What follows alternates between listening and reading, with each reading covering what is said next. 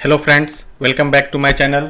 Friends, आप लोगों का फिर से एक बार स्वागत है fundamental and technical strong stock के एक और वीडियो में। आज के वीडियो में हम लोग बात करने वाले हैं जेके टायर के बारे में और हम लोग इसे देखेंगे कि ये फंडामेंटली कितना अट्रैक्टिव दिख रहा है और फिर हम लोग चार्ट पर इसे देखकर एनालिसिस करने की कोशिश करेंगे कि ये आने वाले टाइम पर हमें कहाँ तक ये टारगेट अचीव करता हुआ दिख सकता है। इससे पहले अगर आप लोगों ने चैनल को सब्सक्राइब नहीं किया है तो प्लीज़ चैनल को सब्सक्राइब कर दें और अगर आपको चैनल का कंटेंट पसंद आता है, वीडियो का कंटेंट पसंद आता है तो प्लीज़ लाइक और शेयर का बटन भी दबाना बिल्कुल नहीं भूलें।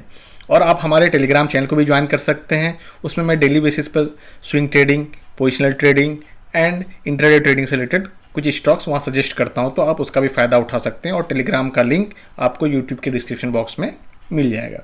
तो चलिए हम लोग स्टार्ट करते हैं। सबसे पहले हम लोग इसका फंडामेंटल जानने की कोशिश करते हैं। फंडामेंटल अगर देखिएगा तो it is the one of the leading tyre manufacturer in India, सब लीडिंग मैन्युफैक्चरर है इंडिया में और and among the top 25 manufacturers in the world, और वर्ल्ड वाइड जो है 25 मैन्युफैक्चरर में ये जेके टायर भी वन ऑफ द उसमें भी एक है।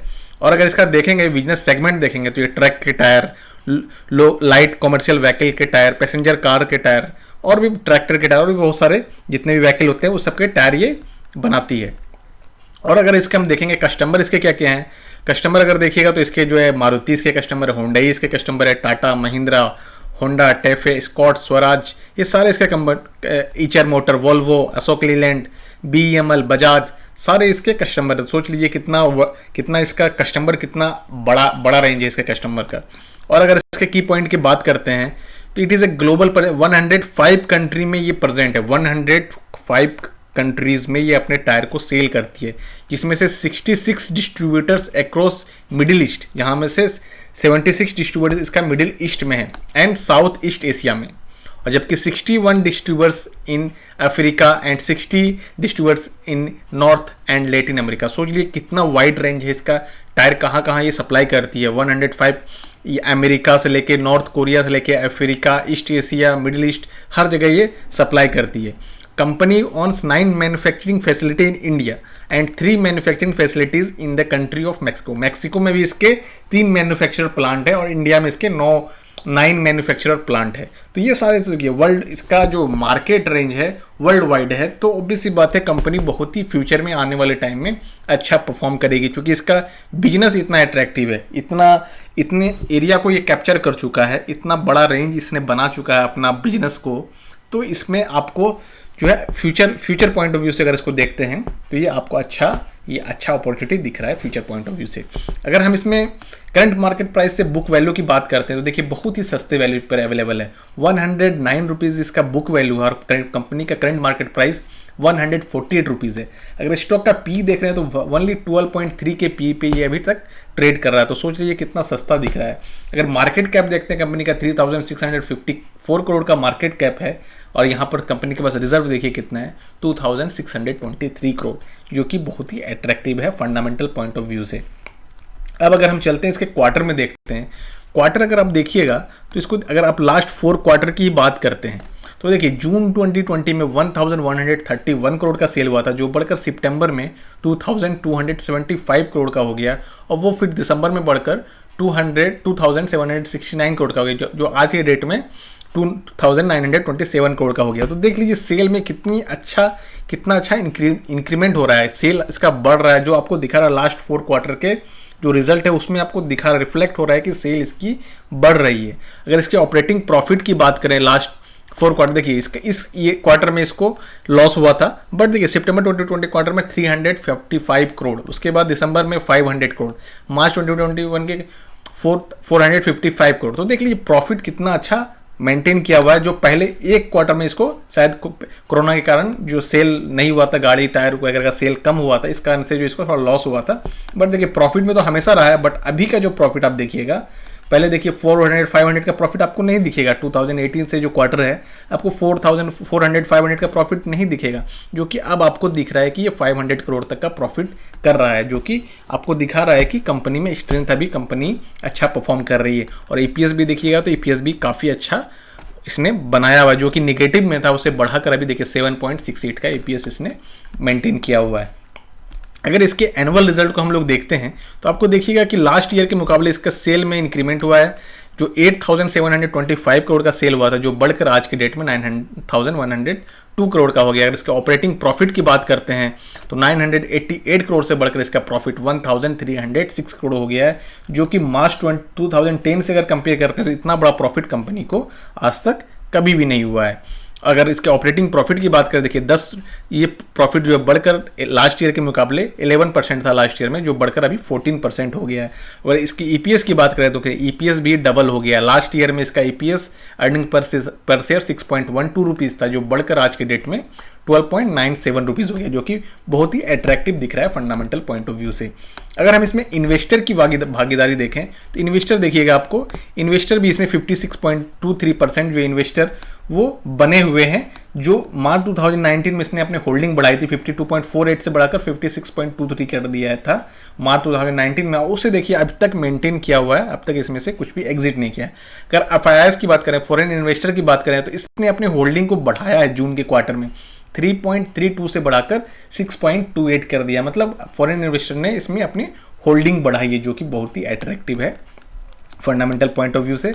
अब हम लोग चलते हैं इसके टेक्निकल में। तो टेक्निकल में जानने की कोशिश करते हैं कि ये हमें क्या पैटर्न दिखा रहा है और कहाँ तक के हमें टेक्निकली टारगेट अचीव करता हुआ दिख सकता है। इससे पहले अगर आप लोगों को ये सारी चीज़ें भी सीखनी है, फंडामेंटल टेक्निकल एनालिसिस किस तरह से हम लोग स्टॉक सेलेक्ट करते हैं और कब हम लोग राइट समय होता है स्टॉक में एंट्री करने, ये सारी चीज़ें सीखनी है फंडामेंटल टेक्निकल एनालिसिस, तो आप हमारे ट्रेनिंग प्रोग्राम को भी ज्वाइन कर सकते हैं, जो कि बहुत ही नॉमिनल चार्ज पर अवेलेबल है। या फिर आप YouTube से देखकर भी सीख सकते हैं। मैं डेली बेसिस पर कुछ ना कुछ नया देने की आपको कोशिश करता हूं। आप YouTube वीडियो से भी सीख सकते हैं, बट जिसको एक टाइम में वन टाइम में सीखना है तो वो हमारे ट्रेनिंग प्रोग्राम को भी ज्वाइन कर सकते हैं। और स्पेशली वो बंदे अगर जिसके पास टाइम नहीं है तो वो हमारे VIP चैनल ग्रुप को भी ज्वाइन कर सकते हैं, जो कि बहुत ही नॉमिनल चार्ज पर अवेलेबल है और बहुत ही अच्छे स्टॉक्स, आपको बहुत ही अच्छा रिजल्ट उसमें देखने को मिलेगा। आप उसे भी ज्वाइन कर सकते हैं और आप उसमें अपना रेगुलर इनकम वहाँ से जनरेट कर सकते हैं। जो मेरा एवरेज इनकम है 1 मंथ में स्विंग ट्रेडिंग करके आप ऑलमोस्ट 15% का इनकम वहाँ से जनरेट कर सकते हैं। वहाँ तक की मैं क्वालिटी देने की कोशिश प्रोवाइड करता हूँ। तो चलिए अब हम लोग टेक्निकल डिस्कस करते हैं इसका। टेक्निकल में अगर देखिएगा फ्रेंड्स, तो इसका एक देखिए एक सपोर्ट एरिया था। अगर आप देखिएगा इसको, देखिए एक सपोर्ट एरिया था इसका। अगर इसको मैं आपको मार्क करके दिखाना चाहूँ, देखिए ये जोन इसके पास एक सपोर्ट जोन था जो इसका ब्रेक हो गया। इसका 1 सेकंड फ्रेंड्स, सॉरी, देखिए ये इसका सपोर्ट एरिया था। देखिए सपोर्ट एरिया ब्रेक हुआ था ऑलमोस्ट 2018 में, जो अब जो है देखिए ये रेसिस्टेंस की तरह इसको फेस कर रहा था। जनवरी के टाइम में इसने इसको सेम सपोर्ट एरिया को इसने रेसिस्टेंस की तरह फेस किया था। और अब देखिए फाइनली इसका ब्रेकआउट हुआ है, अब इसको एज ए सपोर्ट एक्ट कर रहा है। तो देखिए कितना अट्रैक्टिव दिख रहा है।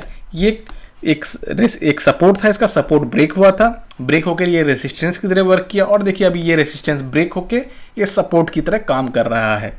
और अगर हम इसके टेक्निकल चार्ट एक टारगेट की बात करते हैं, अगर शॉर्ट टर्म टारगेट की बात करते हैं, जो अगर एज ए स्विंग ट्रेडिंग अगर जो रखना चाहते हैं शॉर्ट टर्म के लिए, वेरी शॉर्ट टर्म के लिए, तो उसको आपको टारगेट मिलेगा यहाँ से 182 टू 183 रुपीज़ का टारगेट आपको यहाँ तक आने वाले टाइम में, मतलब बहुत ही छोटे टाइम में आपको यहाँ तक का टारगेट टेक्निकली अचीव करता हुआ ये स्टॉक दिखाएगा। अगर थोड़ा सा इसमें लॉन्ग टर्म का अगर होल्डिंग रखते हैं, लॉन्ग टर्म की अगर आप पोजिशन बनाते हैं, तो ये आपको आने वाले टाइम में ये टारगेट जो है टेक्निकली बढ़कर आपको दिखाएगा। अगर मैं आपको यहाँ से ड्रॉ करना चाहूँ टेक्निकली ये टारगेट, तो ये टारगेट आपको आने वाले टाइम में लॉन्ग टर्म के लिए 242 रुपीज़, जो कि बहुत अभी ऑटो सेक्टर डिमांड में है। अभी ऑटो सेक्टर में बहुत ज़्यादा, चूँकि ऑटो सेक्टर चला नहीं था फ्रेंड्स लास्ट कुछ ईयर से, तो अब इसमें जो है अब इसमें इन्वेस्टर का रुचि बढ़ रहा है। तो ये स्टॉक अभी आने वाले टाइम में बहुत ही अच्छा परफॉर्म करने वाले, जितने भी ऑटो सेक्टर के स्टॉक हैं जो फंडामेंटली स्ट्रॉन्ग है वो अच्छा परफॉर्म करने वाले हैं। तो ये देखिए आपको 244 रुपीज़ का टारगेट, मतलब यहाँ से ऑलमोस्ट आपका जो प्रॉफिट है 70% से इंक्रीज कर 70% का टारगेट आपको यहाँ तक है। अभी अगर बहुत शॉर्ट टर्म के लिए बात करें तो 28% का टारगेट आपको मिल सकता है। और अगर आप थोड़ा टाइम पीरियड बढ़ाते हैं तो आपको देखिए 70% का टारगेट देखते हुए मिलेगा। अगर हम इसमें और थोड़ा डीप में एनालिसिस करते हैं टेक्निकल, तो देखिएगा इसमें आपको एक और अच्छा पैटर्न मुझे दिख रहा है जो मैं आपको दिखाने का कोशिश करूंगा।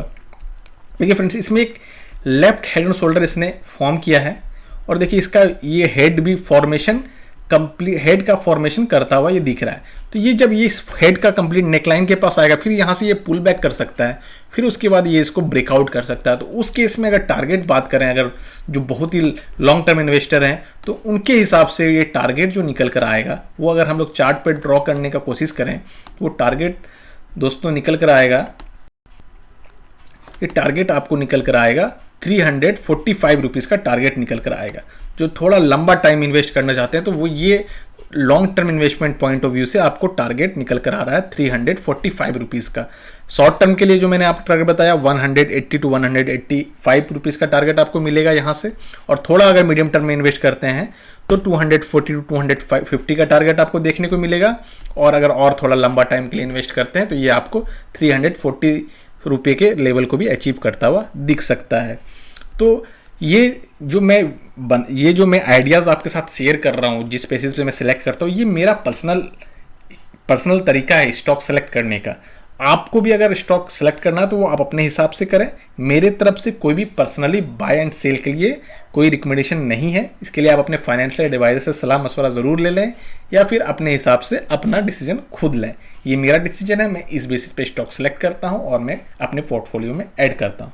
ओके फ्रेंड्स, फिर हम लोग मिलते हैं, तब तक के लिए टेक केयर, बाय बाय।